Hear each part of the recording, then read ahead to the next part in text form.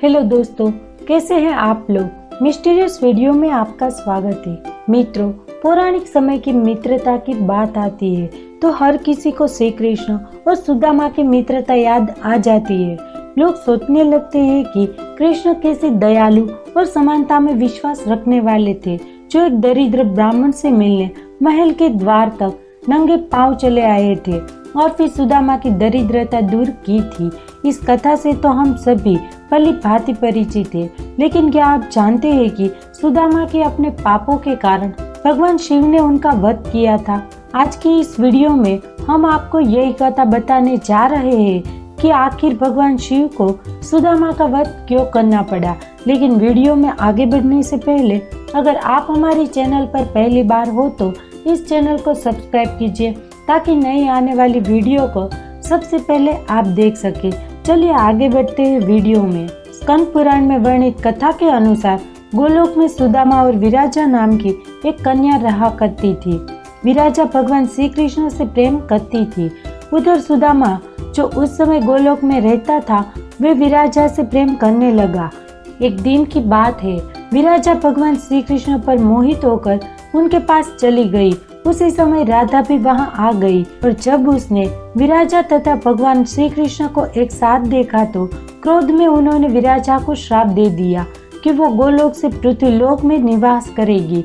इधर सुदामा ने भी राधा को श्राप दे दिया। तब राधा ने भी सुदामा को राक्षस योनि में पृथ्वीलोक पर जन्म लेने का श्राप दे दिया। उसके बाद सभी अपने निवास को लौट गए। कुछ वर्ष बाद जब श्राप फलित होने का समय आया तो सुदामा ने दानव राजदम के घर पुत्र के रूप में जन्म लिया, जिसका नाम शंखचूड़ रखा गया। और विराजा का धर्मध्वज के यहाँ तुलसी के रूप में जन्म हुआ।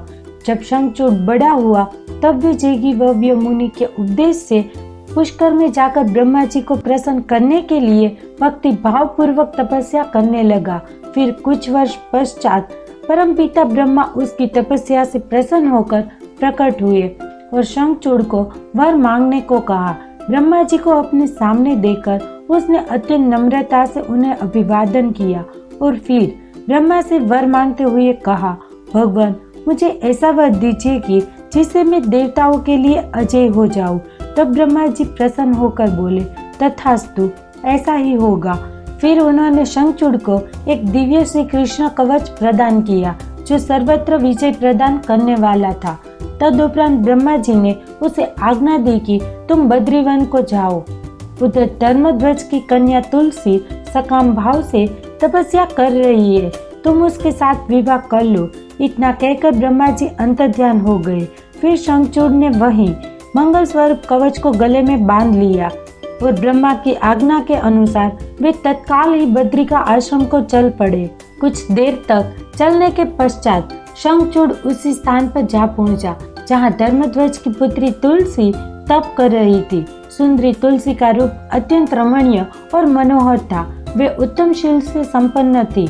वे सती को देखकर शंखचूड़ उसकी समीप ही ठहर गया और मधुर वाणी में उसे बोला, सुंदरी तुम कौन हो, किसकी पुत्री हो, तुम यहाँ चुपचाप बैठकर क्या कर रही हो, यह सारा रहस्य मुझे बताओ। शंखचूड़ के ये मधुर वचन सुनकर तुलसी ने कहा, मैं धर्मध्वज की तपस्विनी कन्या हूँ और यहाँ तपोवन में तप कर रही हूँ।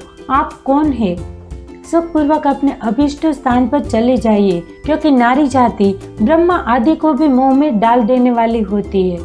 तब शंखचूड़ ने कहा, हे सुंदरी, क्या तुम मुझे नहीं जानती हो या फिर कभी तुमने मेरा नाम नहीं सुना है? अरे देवताओं में भंगदल डालने वाला शंखचूड़ मैं ही हूँ।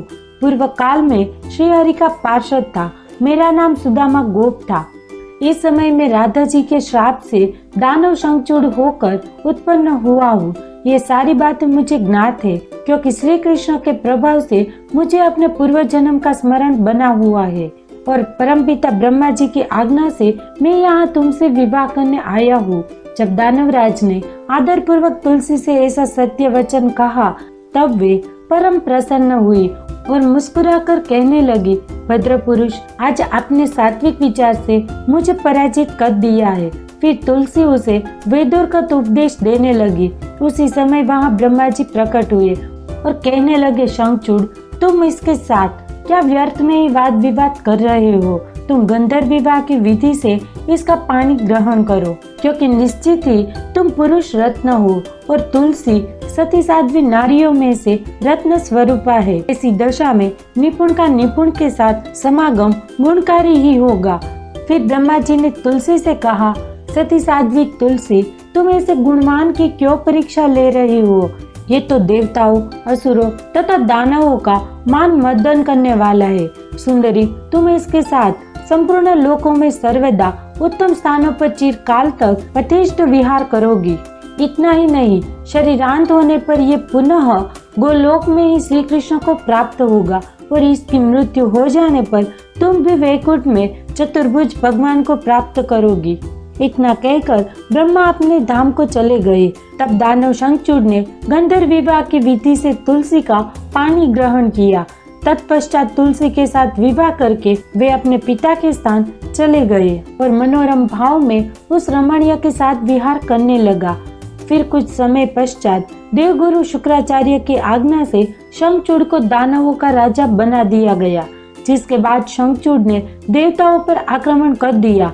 ब्रह्मा जी से मिले वरदान के कारण कोई भी देवता उसके सामने टिक न सका और सभी रणभूमि छोड़कर भाग खड़े हुए। फिर देवी भद्रकाली शंखचूड़ से युद्ध करने रणभूमि में पधारी। उसके बाद दोनों में भयंकर युद्ध शुरू हो गया। फिर कुछ समय पश्चात युद्ध भूमि में आकाशवाणी हुई कि हे देवी, तुम शंखचूड़ को युद्ध में पराजित नहीं कर सकती, क्योंकि यह तुम्हारे लिए अवध्य है। क्योंकि जब तक शंखचूड़ के शरीर पर यह दिव्य कवच है और इसकी पत्नी तुलसी का सतीत्व अखंडित है, तब तक इसे रणभूमि में कोई नहीं हरा सकता। ये सुन देवी भद्रकाली भगवान शिव के पास पहुंची और उन्हें आकाशवाणी की बातें बताई। तब भगवान शिव श्री विष्णु के पास पहुंचे और उन्हें शंखचूड़ का वध करने के लिए प्रेरित किया। शिव की आज्ञा से श्री विष्णु वहां से चल पड़े। उन्होंने एक वृद्ध ब्राह्मण का वेश धारण किया और शंखचूड़ के निकट जाकर बोले, दानवीर, इस समय मैं आपका याचक होकर आया हूँ, तुम मुझे भिक्षा दो। ये सुन शंखचूड़ ने कहा कि हे ब्राह्मण, आपको क्या चाहिए? तब ब्राह्मण रूपी विष्णु जी बोले, दानवीर, तुम मुझे पहले ये वचन दो कि मैं जो भी तुमसे मांगूंगा उसे देना तुम स्वीकार करोगे। ये सुन शंखचूड़ ने ओम के उच्चारण के साथ वचन स्वीकार कर लिया। तब भगवान विष्णु रूपी बने ब्राह्मण ने छल पूर्वक कहा कि मैं तुम्हारा कवच चाहता हूँ। ये सुनकर दानवराज शंखचूड़ ने वे दिव्य कवच जो उसे प्राण के समान प्रिय था उस ब्राह्मण को दे दिया। इस प्रकार श्री हरि ने माया द्वारा उसे वे कवच ले लिया और फिर शंखचूड़ का रूप धारण करके वे देवी तुलसी के पास पहुँचे। वहां पहुंचकर शंखचूड़ विष्णु जी तुलसी से बहुत सी बातें करने लगे। तदंतर उसके साथ रमण किया, किंतु कुछ समय रमण करने के पश्चात देवी तुलसी के मन में संदेह उत्पन्न होने पर वे शंखचूड़ रूपी विष्णु से पूछने लगी, तुम कौन हो दुष्ट? मुझे शीघ्र बतलाओ कि माया द्वारा मेरा उपभोग करने वाला तू कौन है? तूने मेरा सतीत्व नष्ट कर दिया, अंततः मैं तुम्हें श्राप देती हूँ।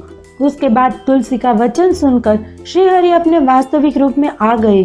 तब उस रूप को देखकर तुलसी ने लक्षणों से ही पहचान लिया कि ये साक्षात विष्णु है, परंतु उसका पतिव्रत नष्ट हो चुका था।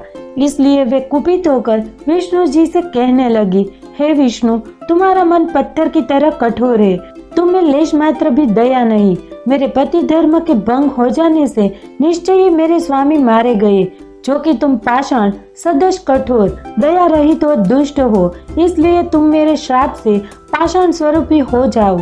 इतना कहकर शंखचूड़ की वे सती साध्वी पत्नी तुलसी फुट फुट कर रोने लगी और शोकातुर होकर विलाप करने लगी।